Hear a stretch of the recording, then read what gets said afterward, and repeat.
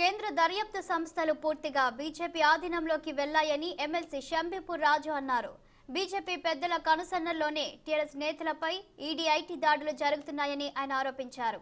ప్రజాస్వామ్యాన్ని కూని చేస్తున్న బీజేపీ చర్యలను ఖండిస్తున్నామని ఆయన అన్నారు. డీజీపీ గారిని సిపి గారిని రిక్వెస్ట్ చేస్తా ఉన్నారు. ఎందుకంటే ఇట్లాంటిది మంచి పద్ధతి కాదు. కాబట్టి సిఆర్పీఎఫ్ వాళ్ళు మన రాష్ట్రం వారి కంట్రోల్లోకి తీసుకొని మా మీద అటాకులు చేయడం, మమ్మల్ని కొట్టడం ఎంతవరకు కరెక్ట్? ఈ రాష్ట్ర పోలీసులు దీన్ని ఆలోచన చేయాల్సిన విజ్ఞప్తి చేస్తారు. డబ్బు కూడా వీళ్ళు కాదంటారు. ఎక్కడ దొరికింది? మల్లారెడ్డి గారు ఇక్కడ దొరకలేదు కదా. త్రిశూల్ రెడ్డి ఇంకో దొరికింది. వాళ్ళకి ఏం సంబంధం వాళ్ళ కుటుంబ సభ్యులు తప్ప దొరికినట్టు. మల్లారెడ్డి గారి దగ్గర దొరకలేదు కదా. వారి కొడుకు ఇంట్లో కానీ వారింట్లో కానీ చెప్పారు. మల్లారెడ్డి గారు చెప్పారు, ఐటీ వాళ్ళ ముందే చెప్పాడు 3 లక్షల రూపాయలు దీపావళికి సంబంధించిన పూజలు జరుగుతుందని చెప్పారు. కాబట్టి వారింట్లో ఎక్కడ దొరకలే.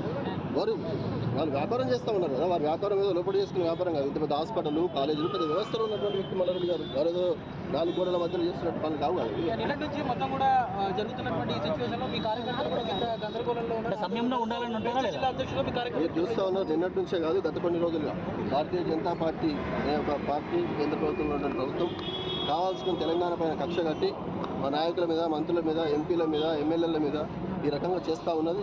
మరి వ్యాపారాలు చేసుకోవడం తప్ప. మనం చూసినాం, గంగుల కమలాకర్ మీద రైడ్ చేశారు. ఏం చేశారు? ఏం దొరికినా అక్కడ? వారే చెప్పారు ఏం దొరకలేదు, నోటీస్ ఇచ్చారు. అదేవిధంగా మా నామనామేశ్వరరావు మీద చాలా మంది మీద చేస్తూ ఉన్నారు. సరే, ఇట్లాంటి ప్రజాస్వామ్యంలో మంచి కాదు. ప్రజాక్షేత్రం సాఫీగా ఐటీ రైడ్స్ జరిగేలా టీఆర్ఎస్ పార్టీ సహకరిస్తున్నారు. సాఫీగా చేయడానికి ఎవరైనా సహకరిస్తారండి. కానీ దౌర్జన్యం చేస్తాం, కొడతాం, సీఆర్పీఎఫ్ పోలీసులు అని చెప్పేసి